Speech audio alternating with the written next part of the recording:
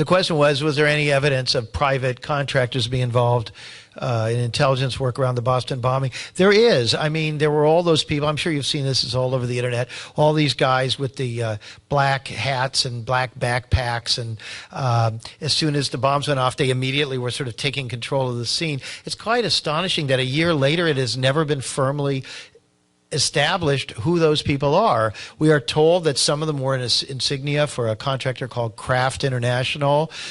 We've looked at that. We're continuing to look at that. But it's quite amazing in this country that, I mean, you would think that, do you remember that video of that night they had arrested a young man who looks quite a bit like Tamerlan Tsarnaev? They had him stripped naked. They had him on the ground, and then you see them bundling him into a squad car.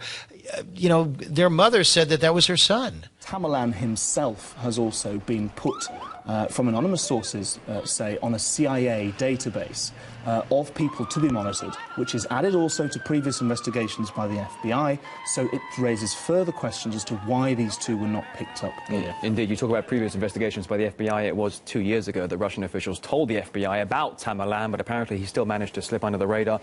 RT's Tom Barton, thank you. Hello, is this Merit Zarnaev? Yes, speaking. Hi, my name is David Knight. I'm with Infowars.com. It's Alex Jones's operation. Have you heard of us? Yes, I've heard of you. Yes. And we would very much like to do an interview with you. Would that be possible? Since I have seen the material that you presented for the public before about these bombings, even before the names of our boys were put out there, I was following you, from the very beginning. Okay. I don't know. I have trust in that information. I have trust in you, and I would like to have my word said. Good. Especially in the part when the guy that was taken into custody by police, then given over to FBI.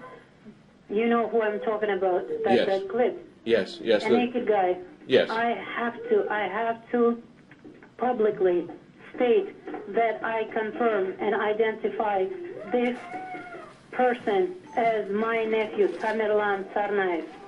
The police had, from multitudes of agencies, all had their weapons drawn, pointing at a vehicle that we could not see from our vantage point.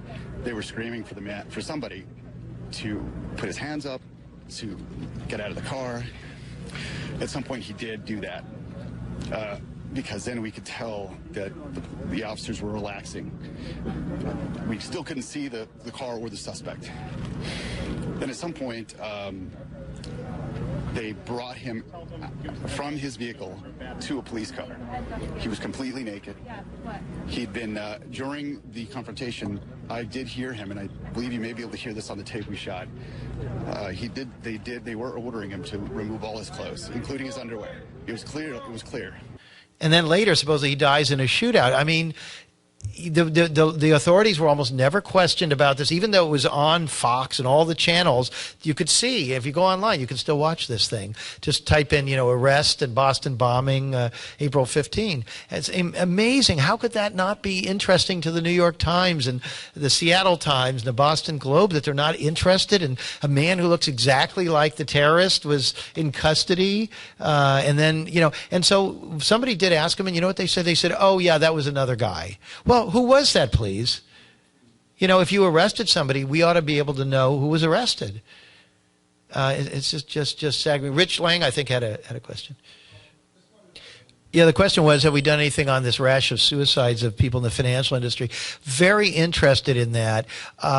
Our problem is we're small, and we're already way overextended. We get, I cannot tell you how many things every day with people saying, you really need to look into this thing, or I'm being harassed, or whatever it is, and we don't have the capacity, so we're trying to I don't want to talk about money, the filthy lucre, but we need more money so we can hire more people and get on these things. That story is very high on my list, because those are people at all these big banks who supposedly were aware of and were privy to, billion-dollar scams affecting all of us. So obviously, if all of these people suddenly, go ill or jump out of windows, we ought to take a look at that. Again, the media is completely AWOL, not doing anything. It's just bloggers who bring that stuff.